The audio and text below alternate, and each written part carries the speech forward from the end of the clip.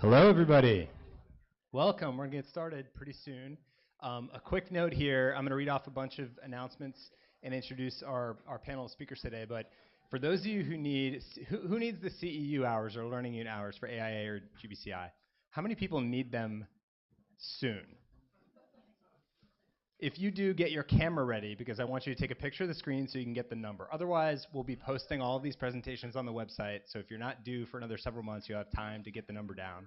But I know I've been in that situation where it's all like, my thing's expiring next week. I need it now. So I'm preemptively telling you, get your cameras ready. You can take down the number. It'll be up on the screen in a second. So welcome, everybody. My name is Brendan McEnany. I'm the Pacific Regional Director for the U.S. Green Building Council. We are one of the groups that partners together to put on this event each year. Now, in its 15th year, the Water Conservation Showcase, we try to hold it around World Water Day each year, and that's actually Thursday of this week.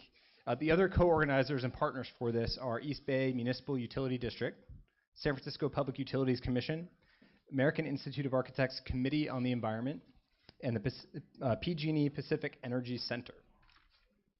We'd also like to thank all of the showcase sponsors this year. Our platinum level sponsors, Pacific Gas and Electric, San Francisco Public Utilities Commission, our gold level sponsor, Alameda County Waste Management Authority, stopwaste.org, silver level, East Bay Municipal Utility District and Zone 7 Water Agency, and our certified level sponsor, Contra Costa Water District.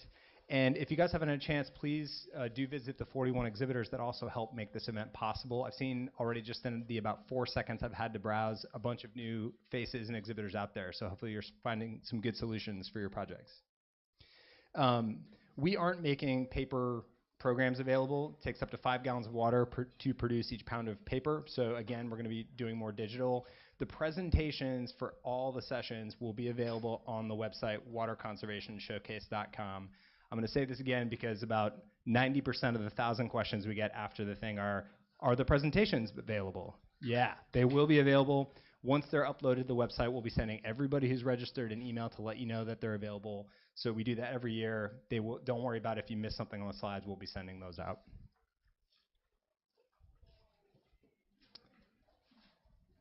So first, for those GBCI folks, the learning units and CEU hours, please take a picture here. This is the approved course number for you to self-report.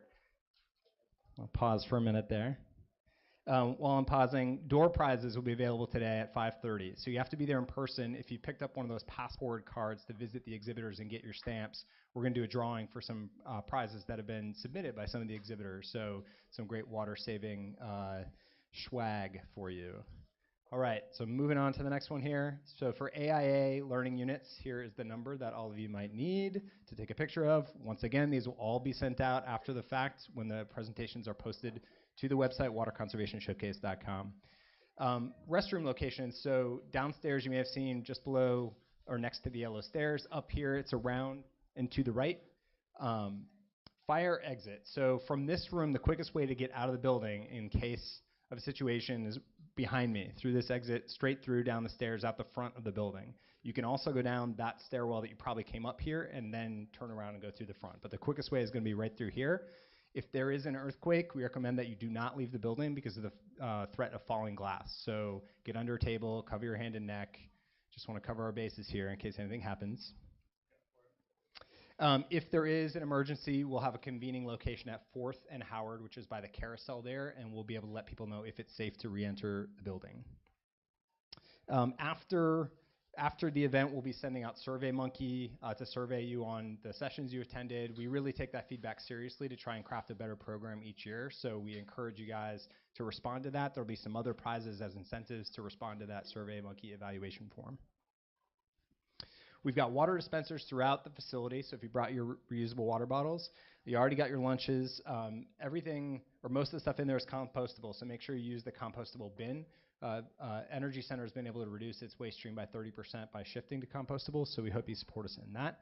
Please silence your cell phones. This is the first year that we took out the words "and pagers." I don't know if anybody has any pagers anymore, but we're moving on. Just please silence your cell phones.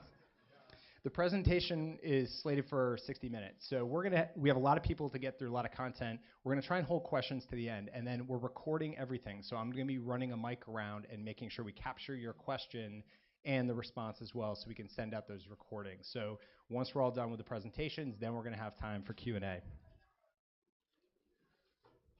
So I think that does it for official announcements.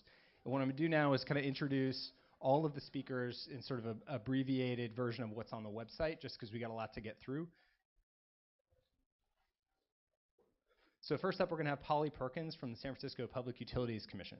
Polly has been a watershed planner with SFPUC for the past 4 years, working on implementation of stormwater management requirements, administering wastewater's watershed stewardship grant program, and coordinating green infrastructure monitoring efforts. We also have Ken Courtcamp from SFPUC as well. He acts as the stormwater program manager at SFPUC for the city of San Francisco.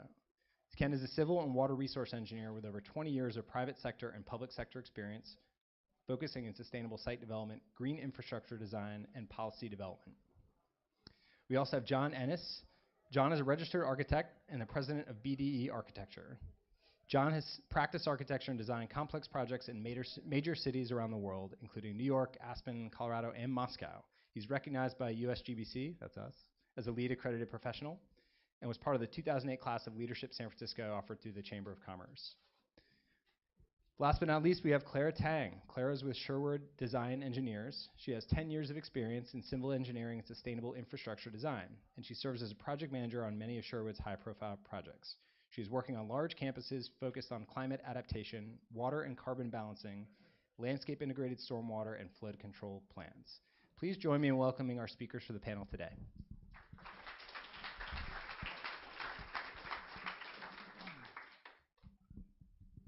Hello, everyone. As Brendan said, I am Polly Perkins, here with my colleague Ken. We're going to talk about the City and County of San Francisco's stormwater management requirements, which are spurred from the Stormwater Management Ordinance. And I'm just going to dive right in so we can get through all this and answer some questions you all have. So, Stormwater Management Ordinance is spurring on-site management of stormwater in San Francisco, using mainly green infrastructure. And for those of you who don't know and are here to learn, green infrastructure is a set of engineered, sustainable stormwater management tools. They slow down, clean, and actually can reroute water to keep it from overwhelming our city's sewer system. So that's the goal for San Francisco when it comes to green infrastructure. And here's a nice little rendering we got going of some examples of green infrastructure: permeable pavement, which actually allows stormwater to run through the pavement. And we have bioswales, rain gardens, bioretention, whatever you want to call those. They have a lot of different names in a lot of different places. Green roofs are a type of green infrastructure, as well as rainwater harvesting. So that's kind of what brings us here to this conference today. There is a definitely non-potable reuse component to the Stormwater Management Ordinance, but it's one tool in the green infrastructure toolbox that can be used to comply and manage your stormwater on site. So Ken and I both work in the wastewater department. Again, this is all about protecting the city's sewer system.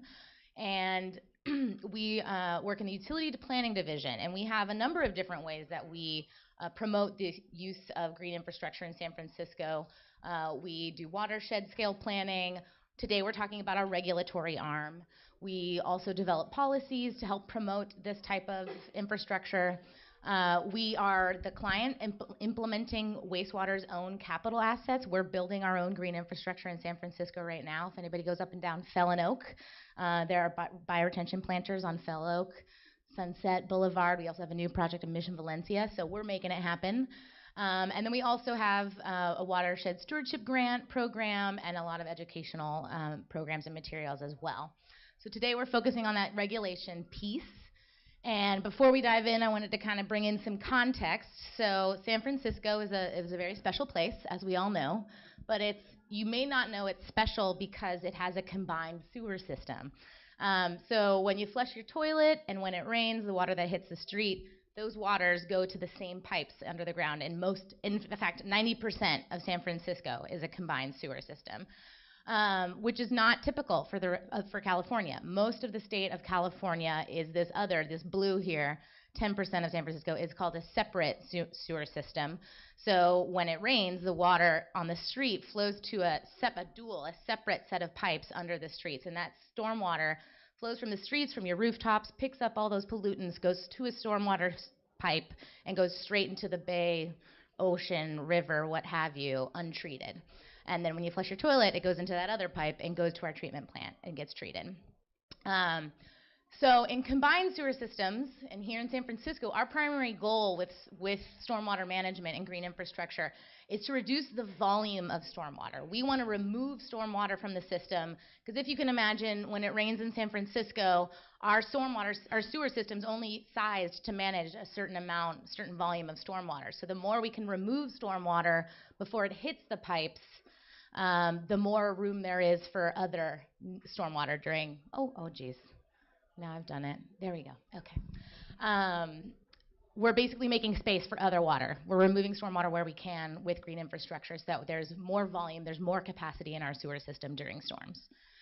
Whereas in the separate sewer areas, like in the rest of California for the most part, we are more concerned with water quality. Like I said, that water is going off our streets, houses, all those surfaces, and is going into the water bodies untreated. So green infrastructure can act as that natural filter to treat the stormwater before it hits that sewer pipe and hits the river or lake or what have you. So here we are talking about the Stormwater Management Ordinance, which was adopted in 2010. It actually came from some state regulations in the separate sewer area. So in that 10% of San Francisco, the city was regulated by the state to say, you have to implement some sort of legislative program that's going to force new development to manage its stormwater on site. And so the Stormwater Management Ordinance was born from those separate sewer areas. And much of California, larger cities, counties, municipalities have a similar ordinance. It might be called something else, but this is happening statewide. So it applies to projects, new development projects or redevelopment projects over 5,000 that create or replace 5,000 square feet or more of impervious surface. So recognizing that in our watersheds, impervious surfaces are the things that cause stormwater issues, right? They create more stormwater. They have the pollutants on them.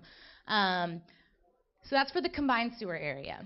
And then in the separate sewer area, we actually have a lower threshold, because again, we want to capture more projects to treat that stormwater. Per the state's regulation, these numbers come from the state. So in the separate sewer area, the threshold is 2,500 square feet of created or replaced impervious surface. And just to give you like a quick mental picture, 5,000 square feet is basically 2 Victorian townhomes in San Francisco. So those are your large-scale project. Whereas in the separate sewer area, that 10% around the city, that's where the 2,500 square feet is basically a single family home in San Francisco. The Stormwater Management Ordinance, again, requires projects to manage a certain amount of stormwater on their site. And you have to maintain, the project has to maintain those stormwater green infrastructure facilities for the life of the building in perpetuity. So we're going to be getting that stormwater benefit as long as that building, park, school, what have you, is there. So we've been at it for 8 years now, and we have over 350 projects reviewed. The green dots here are the finished projects. They're final approved. There's over 200 of those. And they keep coming. You know, we're in a big building boom here in San Francisco, and that means that we're getting a lot of stormwater management out of this regulation. We're managing over 100 million gallons of stormwater from those final approved projects, from over 300 acres of drainage area in the combined sewer system. In the separate sewer area, we're treating over 200 acres of stormwater. And we have you're going to see at the later portion of our slides that we have a lot of different types of green infrastructure and green spaces going in to new buildings in San Francisco. So when this ordinance was first started in 2010, green infrastructure was still new to the design community, development community, construction community, maintenance and operation community.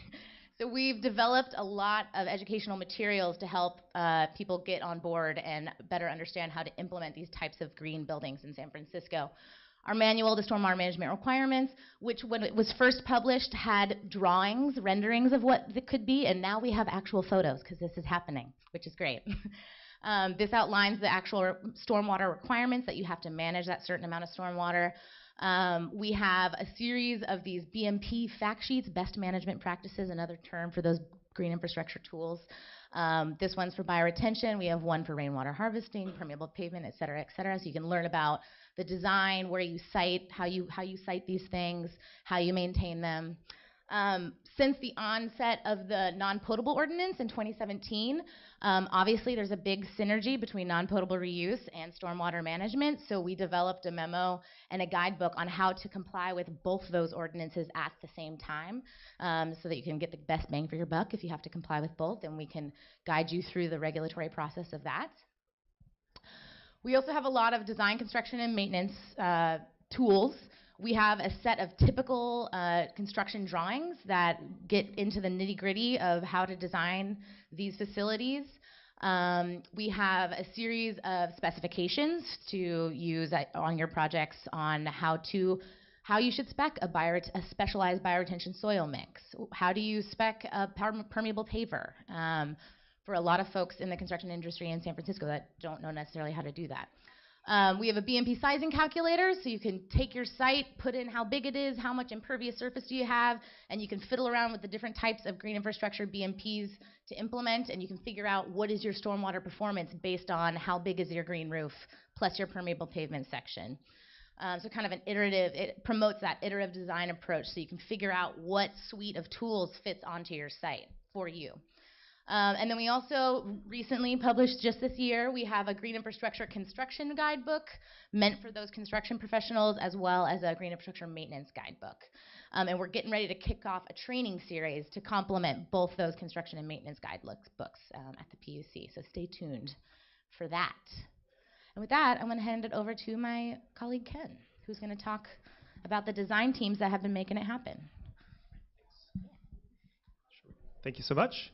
So the question is how a program can run itself in a way that an integrated design or a complex system can go forward in a way that owners or development teams can implement it in a way. We saw the Bullet Center just talk about it. It was interesting if anybody was in this room just the last time. The Bullet Center used a lot of lessons learned that actually, when I go through this, were words that we've been trying to do for 7 years so that we can get 350 bullet centers in the city. So that's our goal, and that's the way we want to go forward. So the question being, how do you take a typical siloed process, and with the stormwater management ordinance in our design process that we've built, how do we get a collaborative process from the owner all the way to the CM? And so this is a process that we think about on a daily basis as we go forward. So the stormwater management ordinance promotes early team formation. Any team that's gone through us realizes early is better, and it makes all of our lives easier. Contextual design, basically, when you design something, does someone walk around and feel like it was always meant to be there and it was intended for the site, not just forced? Iterative design, where we have feedback loops like we've seen earlier today, and citywide coordination. That's us. We need to coordinate as well. That's actually a very difficult process within a city that the city coordinates. So we've worked on that. And then long-term accountability. If we're going to build these systems, they have to work for the long term. So taking you through all that stuff, early team formation. So what does the SMO do? Well, we have a pre-application meeting. It's highly recommended, not required, but it's an early pre-application meeting where we get the full team in. We talk about the processes, and actually John is one of my favorite guys coming in, because what he does, he creates a workshop for his team, and he's always solving when he's in that pre-application meeting. And I think that team walks away with a better design. Early project team formation, that's usually where the developer knows, okay, let's get them, all of our team together in the beginning, not just after the site permit is issued. Early city agency coordination, getting ourselves involved earlier rather than right at the approvals process. And scoping for iterative design. This is something that as projects go through the first time when it came out in 2010, by 2013, everybody had this scoped in their projects. And then collaboration, co-learning. It creates a co-learning environment where everybody learns from each other rather than handing off the document to the other guy to shrub it up or pipe it out to the street. And city as a partner. That's a big thing. If the developers and the design team think of us as a partner, we can do this together and make a simple solution. Contextual design. We have a lot of things in place. So we require reporting that evaluates the site and site conditions. We have instilled a flexible stormwater management ordinance performance requirements through our modified compliance program that came out about 4 years ago or so. And then choice of BMPs. I'm not telling you what BMP to use. It's your choice. Find the BMP that works for you, and then you'll be happy. So again, what does it promote? Whole systems design, coordinates the disciplines together, coordinates the program so it's all one. Site appropriate BMP selection, listening to the site conditions. This is something I say a lot. So if you are a drop of water or you're developing that site, you actually have to listen to what's actually being told by your site or program. And if you listen and just, hear everything coming at you, your design in the end will be probably a really nice design. And we discourage forced design. That's what happens when you come in late. Someone forces something into the design. Nobody's happy. We're wrestling with you guys. Developers are like, oh, screen infrastructure. I had to force it into my design. We don't want that. Iterative design. So how do we get these feedback loops? And so what we have is a multi-stage approvals process in the preliminary and final design processes. And we have a BMP sizing calculator that was actually developed for this program. And feedback we've heard from individuals is that it really promotes the system-based design. I've been able to go there with all my alternatives and see what is the best alternative, cost effective, and it gets me the best performance, smallest footprint. So we got the feedback loops. We create efficient and optimized designs. We try to connect the synergies of all the disciplines so that they can actually work together. We try to encourage people to enrich that edge effect, which anybody in ecological designs knows where the meadow comes up to the forest. At that point of intersection in the edge of design is where the most robust enrichment of ecosystems are, right there at that edge. And that's where we want to promote the architect and the landscape architect and the civil working together and blending it all. Resolution of design gaps, so that's mostly that was the edge condition. Nobody was thinking about it. So it drives people to resolve that design gap, which is always missed. And then QA, QC, can't say anything more. Don't drop it out of your design. It's super important, especially when you get into complex designs. Citywide coordination. This is where we actually have to work for you. And so, we're an ordinance, therefore required by Public Works Code. And so we have to make that process early or easy for you guys. So we've been able to work in committees to align the city goals. We try to work with all the city agencies to better the review process, to better the approvals process. It's a hard process in the city of San Francisco, probably like other cities. But that's where we're working day in, day out to make that easy for you guys. And then we actually run a lot of informed policy analysis. What does that mean? We look at case studies. We look at all these different processes before we set a policy. So we just don't go willy-nilly and say, this is our policy. We actually have $100,000 contracts setting behind those policy decisions a lot of times, trying to figure out what is the appropriate way to go forward. And long-term accountability. You have to design a sustainable system that will be lasting for the long term. So we have a long-term maintenance agreement. Owners really don't like that, but what that does is ensures that this system is designed to last. And so what it instills is operator and maintenance planning. Don't forget about that. And if you forget about it, then we're looking at, we have to run the system. Didn't think about that. So I think most owners have learned that that's a really critical process. And then system simplification. It's not QA or VE. We don't want to call it VE, but think about how you can take a complex design or run it through the simplification process and pull out all those little bells and whistles that you don't really need. Make a simple system and it will last in the long term. And then early operator input is a new thing that we're really trying to get understanding of operators and the property managers, what it takes for them to run these systems.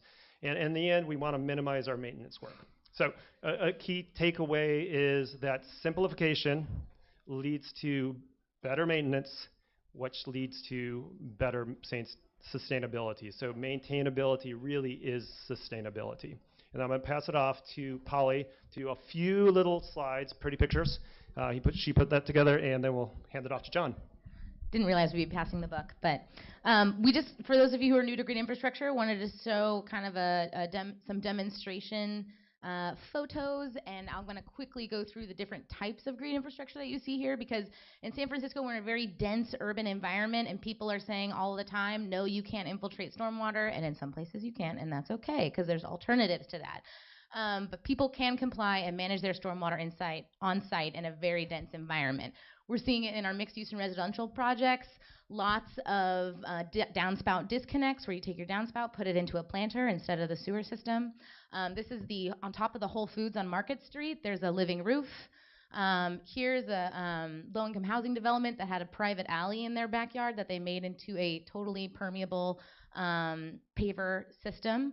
Again, permeable pavement on podium here at 1 Henry Adams, and a lot in the mixed residential spaces. We see a lot of these interior courtyards that were once maybe super gray. If you go to some of these 1980 monoliths in San Francisco, you'll see a lot of concrete. Now you see a lot of green, and it's functional green. These are a lot of those downspout disconnects. These planters are actual functioning bioretention planters. No, they can't infiltrate because they're on top of a building, and they're lined so that there's no water leaking anywhere. But that planter is still providing, it's absorbing that water, it's slowing down the water before it hits the sewer system, and it's treating that water in the case of the separate sewer areas. Lots of commercial, some industrial. Here's a parking lot bioretention planter at a wholesale food market in the Bayview. The mall that's going in right down the street is doing rainwater harvesting for toilet flushing. This is a fire station with permeable concrete in its parking areas. The Salesforce Tower also is one of those projects that had to comply with the Stormwater Management Ordinance. They're doing toilet flushing, and they're going above and beyond our requirements, which we're going to learn about later today. We also have a wonderful gas station, and we have a couple more coming in down the line. This gas station I love it. It's on Lincoln and 19th, so it's highly visible. It has a green roof on top of the little convenience store, and a bioretention planter right in front of their car wash, which is pretty great. Schools are turning over here in San Francisco. There's a lot of modernization. So we have a lot of bioretention planters. USF has a super great design at their center for their science center. Green roof, these are actually permeable pavers on top of a structure, and underneath they drain to a rainwater harvesting cistern that is used for cooling towers in their buildings. Again, this is an infiltrative rain garden at Starr King Elementary, again at Lowell High School, and then here's a great use of multiple types of green infrastructure at Willie Brown. There's a bioretention, swale, rainwater harvesting, and permeable pavement. So again, that flexibility of choose your own BMP is what the Stormwater Management Ordinance promotes. Lots of parks in San Francisco are turning over. The iconic Dolores Park has a rain garden. Their new tennis courts actually have an infiltration gallery underneath of them, so that those tennis courts, you wouldn't know it by looking at it, but they are managing stormwater underneath. Parking lot is being managed by bioretention in the West Sunset Playground. Mountain Lake Playground and Joe DiMaggio Playground both have permeable play surfaces, so this is like an astroturf that water can flow through. The permeable rubber is actually being used in a lot of playgrounds. Here it actually infiltrates through the permeable rubber and gets treated by this bioretention planter. Unity Plaza also, bioretention planter and permeable paving there. And that is it. Thank you for listening. I'm going to hand it off to John. All those resources are available on our website.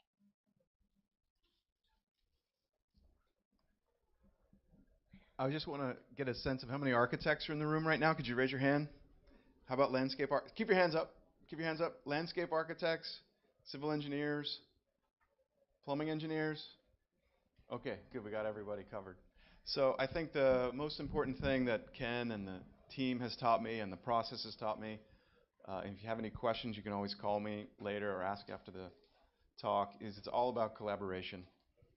You have to basically sit at a table between 2 and 16 times with all the people who raise your hands. Everybody has to be there. The owner has to be there to understand what's going on. And as soon as you can get the general contractor on board, the better, because most general contractors are going to come in and say, tie the rainwater leaders to the sewer, right? Yeah, we're good to go. And it doesn't work that way. So I think collaboration is really important. And what I'm going to try to do is show you guys some plans. I know the people who raise their hands, engineers, architects, landscape architects, you guys looking at plans, so I'm not going to do any bullet points. I'm just going to show you a few projects and how we specifically met with the stormwater treatment requirements in San Francisco. This is a project over on 3rd Street. Not a lot of Sorry, I went the wrong way there. Now I'm doing it wrong. Trying to go back. Sorry about that. I'm going to get there in a second. Bear with me. One more shot. I'm going to go back to the first one. So not a lot of opportunity for streetscape. It's a property line to property line building. I remember I met with Ken the first time. I said, hey, we're property line to property line downtown San Francisco. We don't have to do stormwater treatment, right? And that's not the way it worked. So I've always put a building section in there because you need to make sure that the civil engineer, the landscape architect, and the plumbing engineer think of the building in not just floor plan but sectionally. Are you going to get the water from this part of the roof over to the water treatment cistern or water storage cistern? How are you going to get water from there to there? You probably will go through the iterative process and realize you don't want to do that. You probably want to take the water from this part of the building and put it there, and maybe you treat this with green roof in a different way. You'd be surprised how many projects are in 25% construction documents and no one ever thought, wait a minute, we're going to have to pump the water to that tank. It's not going to work very well. Just like what Ken was talking about, try to simplify everything and use gravity to get the water where you need it to go just by thinking of the project early on. I think the most important tool is, I don't know what post-development means, but take a look at the project and in a way, using your software, look at the roof, combined roof. So you're seeing all the different levels that are exposed to the sky. And you want to think about every drop of water that hits either the sidewalk or hits the roof or hits a green roof, and think about it in one big composite plan. I think that's the best way to look about it. You don't want to flip through 4 or 5 different sheets and try to figure out where all the different levels are. So here we're just identifying green roofs, which are self-treating. They're not tied into the system. They're just a traditional planter, not a stormwater planter, a traditional planter. This building has 2 high roofs in like an H shape, and in the middle is a sunken courtyard, so that's down at the podium level. So here, we're taking all the water from this roof and running it down by gravity via rainwater leaders and putting in a stormwater treatment planter. And this roof, that's more LID treatment, more green treatment. This roof we're running to a tank. So that blue thing is shown in plan here. So the civil engineer has a diagram of how that cistern works. That's the detail of that. That's the detail of that. Once we conceptually figure that out, the landscape architect plays an important role in documenting what type of planters are traditional up on the roof. So just putting that in there just to show we have to switch between all the different disciplines and all the different plans and sections to get this whole thing to work out. So the collaboration is important. So this just shows a traditional rooftop planter. Here's a blown up detail of the stormwater planter there. That would follow the kind of the traditional details that we just looked at on some of the previous slides. And again, don't forget, we see it all the time. The stormwater connection might be accidentally placed on the wrong side of the building. We see that all the time. RFI 562. Your rainwater cistern's over here. We need an overflow. It's on the wrong side of the building. Now we need to add a pump. The concrete is poured. You got a problem on your hands. So all the details, all the different disciplines, showing all the different pieces, tracing a piece of water or a drop of water falling on all the different parts of the roof and eventually ending up in that pipe right there. So that's one project that's completed, and it worked out well. We did an iterative process with Ken and his team. So one thing that Ken and his team will require is a plumbing diagram just to make sure, so that I know that they know that I know they have to show somewhere pipes coming from the roof in a diagrammatic way, coming down, ending up in the cistern, making your way through the building and out. So the first time we did this, the plumbing engineer said, I don't have that in my scope. Why do you need a plumbing diagram in schematic design? We need it. So that's all part of the scoping that Ken was talking about, making sure everyone on the team is engaged early. Don't just come in and pipe it up during 75% CDs. It won't work. Just more of the same on that. I think I can skip that one. So this is a project, another project that's the cable car crossing at the corner of Powell and California. It's a project that's currently under construction right now. And I'm going to go through a slightly different methodology of how we treated the water here. So again, start in section. This is a really steeply sloped site, so we had to do, I'm hitting the wrong button there, I apologize.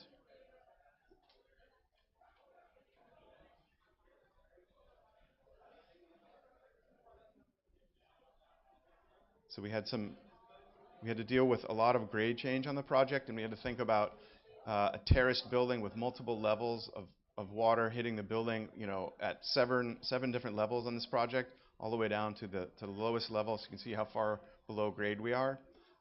So we worked back and forth, and we ended up with some stormwater treatment up at the sidewalk level, and then again running most of the roof using gravity to collect the water off these various different terrace levels to bring it back to a larger treatment planter in the back of the building. And I think this section, it doesn't show this particular cut, but there's a cistern in the basement, again, on the front of the project where it was hard to get back to the planters.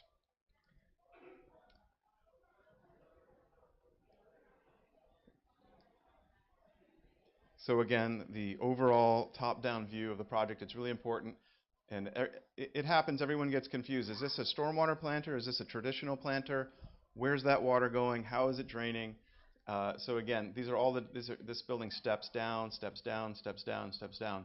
So there's a lot of different stepping. You have to consider each different terrace, whether the water is going to be collected in drains through the building, whether water is going to be collected through rainwater leaders on the exterior of the building, come down and dump into a planter. So I think this is an image that shows how it all works out in the end after the iterative process. All of these things are thought through and traced down the building all the way down to the basement.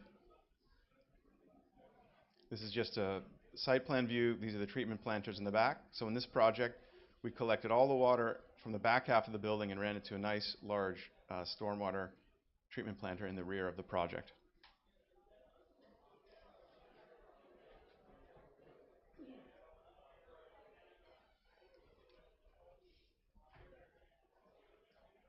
That slide turned on me 90 degrees, so it's a little bit hard to see. Basically, this slide shows the same idea, that the civil engineer worked very closely to show where the different planters are, which water was going directly to a tank and coming out, which water was going to a treatment planter, and which were traditional planters. So the civil engineer and the landscape architect really work hand in hand with us. And then again, just showing the plumbing engineer doing a drawing, showing how the water is collected up on the roof, how it travels through the building.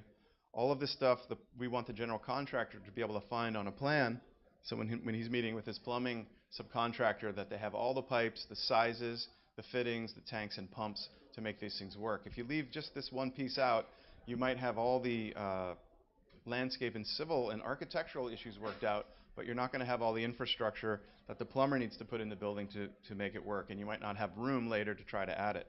So we make them just part of that collaborative team. So I put this in. This is not in San Francisco, where they don't have a collaborative. I shouldn't put the name of the town. They don't really have a collaborative process. They just kind of throw the book at you. They ask you a few questions during plan check. You say, yeah, we got it.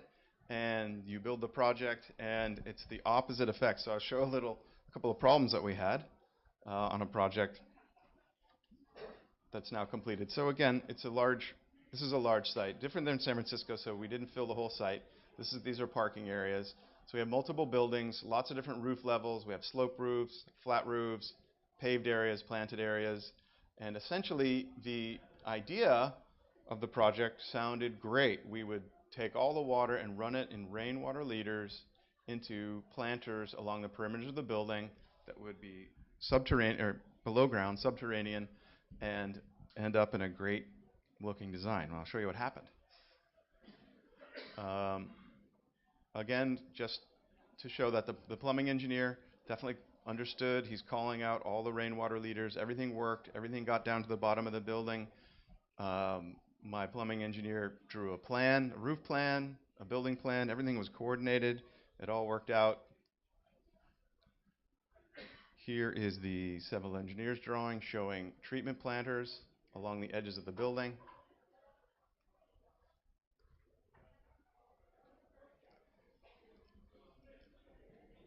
So here they are indicated on the landscape architect, so we're doing pretty good. Collaborative process. The plumber knows where it's going. The civil engineer knew where it was going. The architect, everyone was on the same page. And during the value engineering process at 89, 95% CDs, someone had a great idea. The structural engineer said, we can save a lot of money if the foundations for these buildings, which were 3 or 4 feet below grade, were raised up to be at grade. And everybody thought, that's a great idea. We'll save all this money, less excavation, things will go faster. The only problem was now these stormwater treatment planters that were below grade couldn't be put in. They have to be put in above grade. So it's kind of a big boo-boo because these were decks and these were windows. So not many, I don't know how many people will show you the mistakes they've made, but what I'm trying to say is everything worked except the team, the contractor and the owner didn't realize by saving that money, they forced all these planters from below grade to above grade. And you can imagine what that looks like if it's a retail scenario with storefront windows. So that was just one kind of boo-boo on there. You have to follow it all the way through through value engineering, and also make sure that, oops, there was no planter here. This is a mess. So you really have to just, I think the contractor found a cheaper way to run this particular rainwater leader, and it didn't make it to a stormwater planter. And that's really hard to solve when you walk through and punch the building at the end of the project with the city. It's hard to find it's hard to reroute that water to a correct place. It's not a great slide, but you can see these planters ended up above grade over here. So that's it. I just want to show you a few projects.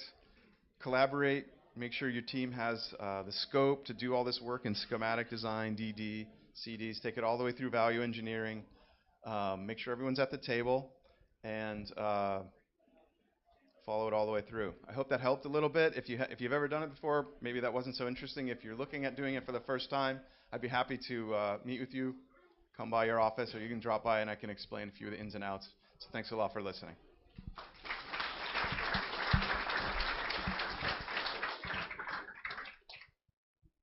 Hi there, I'm Clara Tang, and I'm a project manager at Sherwood. If you don't know Sherwood, we are a full site and civil engineering firm. And we think about our design approach in terms of 3 pillars. We look at sort of the site context and the environment that we are developing in. We also know that there's lots of constraints that are put onto the project. So we like to think maybe not just within the project boundaries, but how can we actually look at watersheds and look at full site systems to create elegant design solutions. And finally, we're an engineering firm, so we still like to solve problems and do it cost effectively. We have a number of different projects, and what I'm going to cover today is kind of the spectrum of kind of the, tight infill project within San Francisco, and also a multi-acre bayfront property, both in San Francisco. So the 3 things I want to cover are, 1, we want to make sure we're strategizing as a team. I know this sounds pretty repetitive, but it's pretty important. The second is to collaborate across these industry silos. And thirdly, to partner with the city. So to strategize as a team, traditionally when we get these problems as engineers, people have already figured out the problem for us, and that in itself is a problem because we don't understand the goals, we don't understand the vision of what the developer's trying to do, and so we come back to our desks and we start solving problems, and we can spit out a design. That's great. We also like to think in this really nice orderly fashion where we can continually narrow down what the solutions are. But what we found is that as you continue to do this, it's really hard to come back to the beginning and figure out what's the best solution for the site, not just a solution.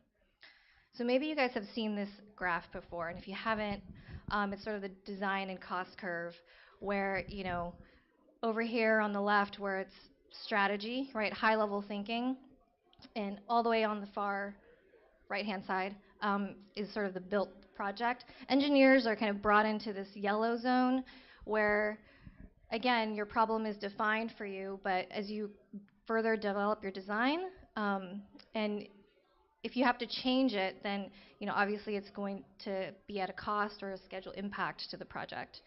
So what we're saying is bring on your design team in this kind of orange phase, the strategy phase, so that they can be brought on board to buy in on the project goals. So with that, your designers are filled with a wealth of knowledge. If you bring them in early on, they can probably help you solve problems much quicker, and also just buy in on the vision. So, rather than talking in these abstracts, the project that I want to bring up are the O&M Apartments. It's located in the Dog Patch in San Francisco. So this is an infill project. It's got a podium parking garage underneath, 5 stories of residential above. And we started looking at this project thinking, how are we going to fit stormwater onto this site? Just like John was saying, there's no space for landscape. But given that this was in the Dog Patch area, we had a few requirements that were already put onto the project. One being, we had to connect to the future recycled water district, the pipes that would be brought to this area by the city in the future. We were in a combined sewer area. And lastly, this is in a green business district, so we had to provide landscaping along the frontage of this project. And so, first we looked at sort of the rainwater harvesting solution. We said, hey, can we just collect all of the water that falls on the structure, put it into the basement? And that was good to do early on. But there were other conflicts like ceiling heights, competition with other program like parking stalls. So there were all these other sort of issues that didn't make this solution amenable for this project specifically. So what we decided to do was to take that landscaping requirement along the street frontage. It was in the city right-of-way. Turn that into treatment planters. This is also a residential area, so we tried to create more comfortable landscape spaces, and so we turn any of these traditional planters into treatment planters, and then we also created this really nice green roof on top of the 2 structures. So to collaborate across the silos, so as we talked about before, we don't, it's really nice for us to be here, right? Sometimes we just don't really feel like working with other people. It's a Monday, whatever. We don't, but we are asking that everybody can develop more elegant solutions and integrated solutions when you step outside of your comfort zone. And this really happens with the multidisciplinary collaboration. So back to the O&M Apartments, we have, like I said, the at-grade planters that are in front of the residential. We have the on-structure landscape planters where the landscape has to work with the structural engineer, and then the green roof on top of the building. And so this is to say that you're, as the engineer, it would be great if we could just design and get the project done, but here the landscape architect had to work with the structural engineer to figure out the pitch of the roof slab over the garage, make sure that the clear heights could be met. The landscape also had to work with the plumbing engineer to make sure that the roof drains could be pitched and were sized appropriately to then drain through the building and out to the street.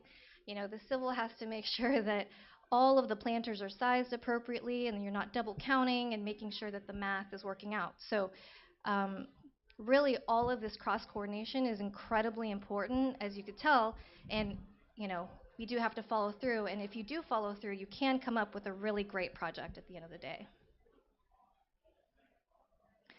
So without this, we couldn't achieve all of the stormwater goals that the city has required this project to meet.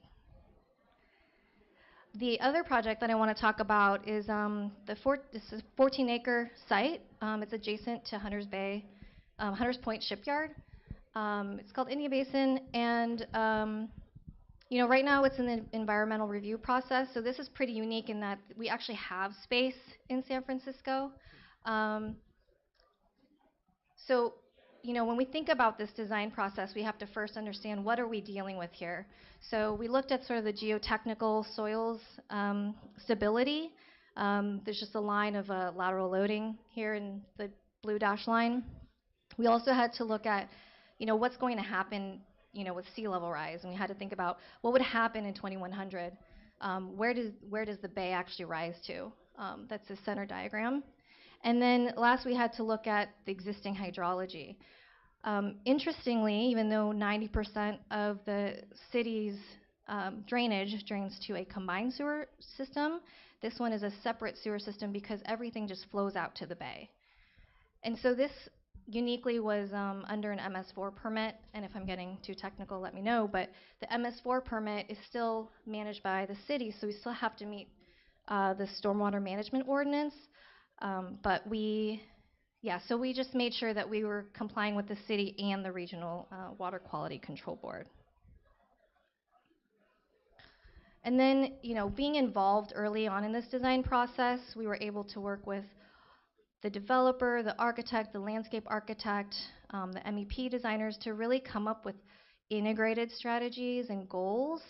Really, if the civil was just told, you know, hey, I need to meet this requirement, we certainly couldn't achieve all of the things that we wanted to achieve on this project.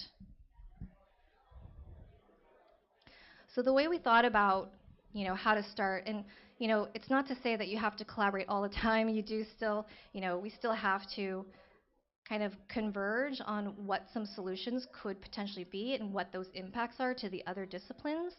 So the way we thought about it was, you know, we understand the massing, we understand that there's dense development over by the streets, right?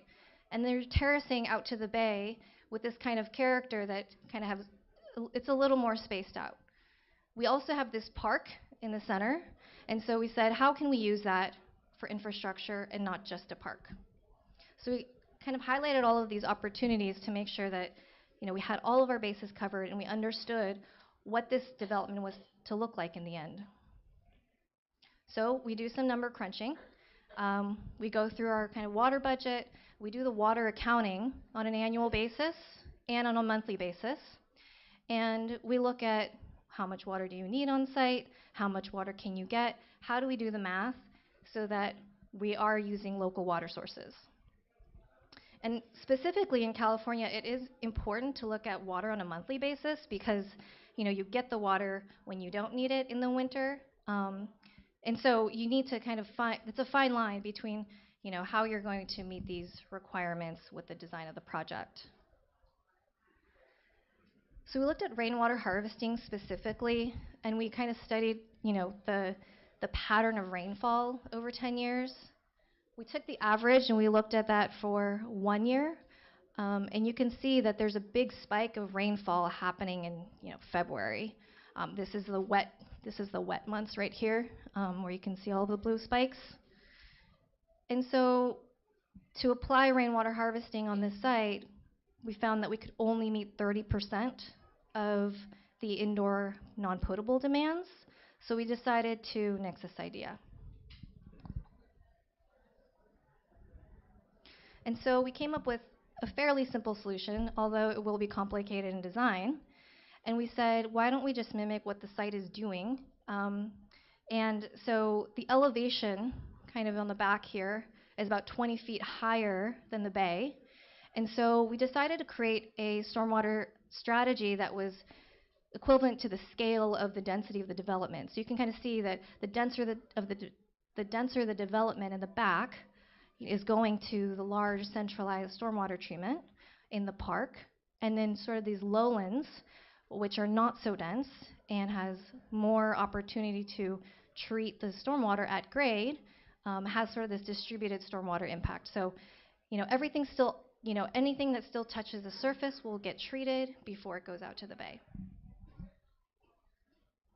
And then when you layer on these solutions with the rest of your design team, you can come up with really great solutions that don't feel like an afterthought.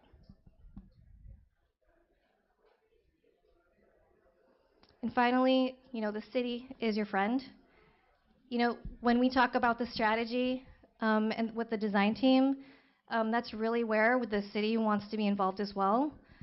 Because if you get all the way to the end of your project and you haven't engaged the city, you really wasted all this time, cost, and energy to develop these design solutions that they won't approve.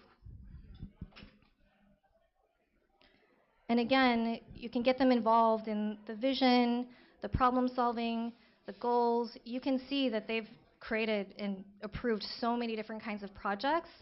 They can tell you what's going to work and what's not going to work. So that's really important to just have these conversations with them, have your pre-application meetings with them, and continue to open the lines of communication. And that's really how you can kind of achieve all these complex goals with everyone when they're sitting at the table. So these are our 3 strategies to work more collaboratively as a design team. And we know that this has been successful on our past projects. Thank you. All right. Thank you, everybody. So we ran a little bit late, but we're gonna stay at least 15 more minutes for Q&A. So I'll be running a mic here. Just raise your hand if you got a question. I'll try to bounce back and forth between the sides of the room. So I'll start over here. Hi. This might be a question for Ken and Polly, the SFPUC people. The green infrastructure is also a landscape project that should be complying with the water efficient landscape ordinance. That's kind of one side of these projects. It's rarely talked about. The problem with them is that it's hard for these projects to be irrigated efficiently as required by the ordinance. And I was just wondering if you guys monitor that. Do you guys know how much water these facilities are actually required or are requiring? They work well in the winter when you get plenty of rain to water the plants, but through the summer they need to be irrigated. And it's hard to water them efficiently because they're planted in sand. The irrigated water just goes right through. So do you know anything about how they're irrigated and whether or not they are meeting their water budgets established by the ordinance? Let's see if this is a really good question. This has definitely come up in a lot of meetings over the 7-8 years. My first take, and if you guys have any thoughts on this, let me know. But one, it's been the question of, you're telling me to green more, and then I have to have this low irrigation. I can't meet both of those. How do I do that? Well, drought-tolerant plants are part of that trick. Again, this is not a one-fit-all solution. There's multiple solutions and layering of all these designs together. So working with the team will get you there. So get the plants to be drought-tolerant. Maybe talk to the architect and say, hey, you have this great opportunity to do a very passive design. If you could only collect this part of your roof into your cistern here, guess what? The non-potable permit or non-potable ordinance doesn't require a permit for subsurface irrigation. Well, let's plant or irrigate all your greening, which we'll do slow down or green roof, with all your collected from another tower. So you're collecting from one tower and irrigating from the other into the other green infrastructure areas. So no Department of Health permits, all subsurface irrigation. You've created a closed loop irrigation system with a X thousand gallon tank that can get you through the season. So thinking about the system and that problem, to solve that problem, is what I would say. Polly, anything else? But we have a planting palette too that will help you out with that. Anything? Or do we want to go to I'll just quickly say that we're trying to answer that question and get down to it with our own capital projects at the wastewater department's building. We don't have as much control over the private, and no, we're not monitoring those. They're kind of proving through their design that they're complying and that they're choosing a plant palette that's climate appropriate. But we're testing out subsurface irrigation, some spray irrigation, and then also hand watering with our different pilot projects to kind of drill down and answer that, at least at our scale as well. Question about the stormwater management on a building that's property line to property line. Is there a goal you're meeting as far as reducing storm water coming off the site, or do you have to treat all the storm water coming off that roof?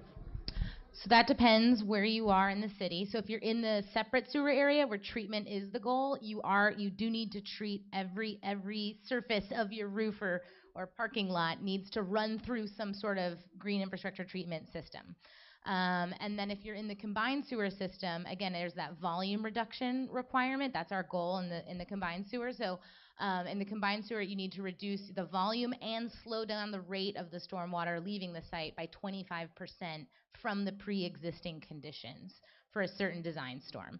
And if you're on a lot line to lot line site where it's harder to fit in this stuff and make it happen, we have that modified compliance program that Ken talked about that gives you a little flexibility. If you can prove to us that you have bad soils where you can't allow water to infiltrate, like clay, or if your lot line to lot line where your building takes up the whole footprint, you have to reduce less volume of stormwater but slow down more, because that's the easier thing. You can slow down stormwater with a traditional planter.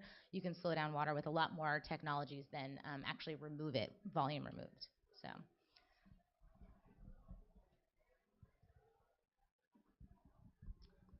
Hi, Kristen Bowman with East Bay Mud. I think this goes to Ken. You mentioned briefly about a long-term maintenance agreement that was part of the SBO, stormwater.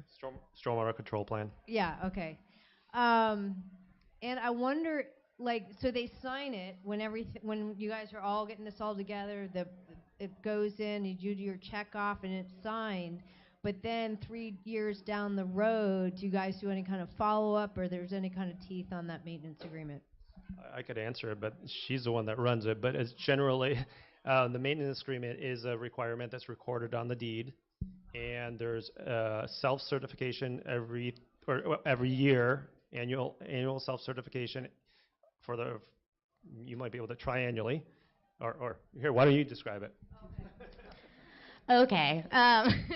So yeah, there's an annual self-certification where each project has to submit a form to us. We created the forms and instructions on how to inspect your green infrastructure facilities. And so they report that to us, they submit that to us before each wet season. So it's due October 15th every year. It's no surprise.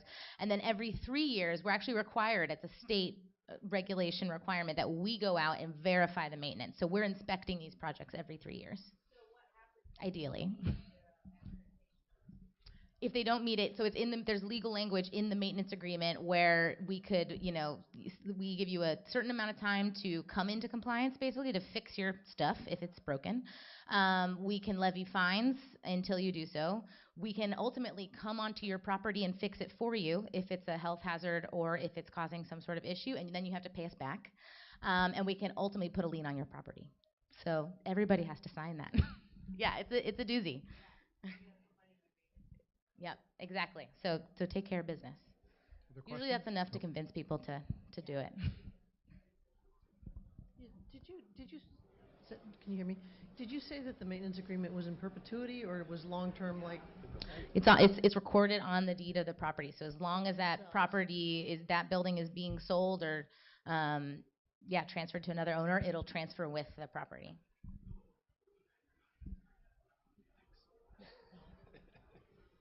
Hi. So now that we have so many projects in 7 or 8 years behind us on this, have you seen a measurable impact on the sewer system in terms of the number of times it gets inundated or overflows? I wouldn't say we have the ability to see and observe the measured differences, but it has been modeled citywide once you start doing X amount of volume. For example, there's some isolated redevelopment projects that are multi-acre sites that connected to some asset of ours, and we've modeled those closed loop sites, and you can see that we all have less discharges to the bay upon the implementation of SMO. So green infrastructure is becoming on more and more projects, almost like a required gray asset required to minimize downstream sewer upgrades or downstream asset improvements. So no, we don't have the monitoring because that would just be so costly. But from the standpoint of all the modeling we've done, it is an incremental change that will be a big, big part of the program over the years.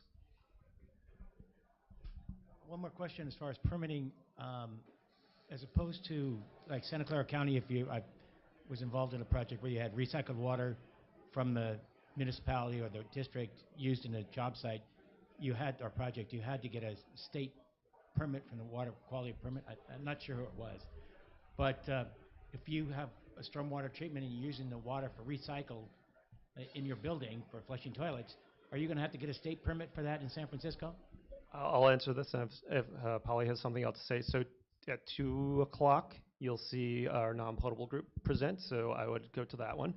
And it really depends on the water quality level of the permitting requirements, but it is a city permit, and I believe we're the only city in the state that has that localized permit for water non-potable reuse systems. So our Department of Health, DBI, and PUC run that permitting process. It's a NIVR program, 2 o'clock, go see it, they'll be great. Other questions?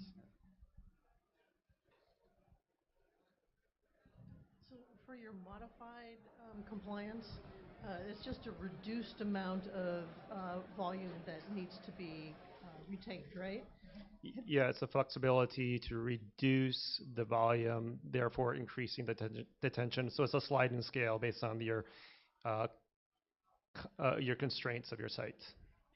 Have you, or had you considered, or would you consider, for example, if one site couldn't meet their volume, then they could do double at another site or something like that? That's a really great question, and Polly could answer this too, but we have the alternate compliance pathways. So right now we have standard compliance, modified performance compliance, off-site compliance, which we've dabbled with on a few pilot projects as being adjacent sites. We haven't gone off-site, hop skipping across the city, and then the other one would be something we're looking into is fee and lieu, but that's exchange of money, so that's a bigger question at the legal sense. How do you exchange money properly? Do you want to say anything more on that? Our thoughts are going right where yours are. So we've kind of gotten to this point. We created a modified compliance program. We're trying to create a suite of more opportunities, so you don't have to spend millions of dollars to fit something in awkwardly on this site where it's just not meant to go. Why don't we do it somewhere where it does make sense? And we're basically, Ken was saying we have $100,000 contracts to kind of back up a lot of our policy making. This is one of them, and we're in the process of doing the analysis of what would that look like in San Francisco, and basically what are the metrics going to be to do that. So, on its way. Hi, my name is Tuya. I'm from Airport Commission. I believe we have separate the stormwater and sewer system, but I wonder if we need to comply the green infrastructure of PUC. On the other hand, we're also in early stage of developing green infrastructure and all those details. Can I actually collaborate with you and borrow that? Totally. Our green infrastructure details are totally open source. You can download the CAD files from our website. And we kind of offer ad hoc technical assistance right now. If you have any questions about them, for sure, get in touch. And the airport actually has its own special stormwater permit. So you guys have your own requirements. You don't have to deal with ours. Anyone who connects to the city and county sewer system has to comply with this stuff, with the stormwater management ordinance.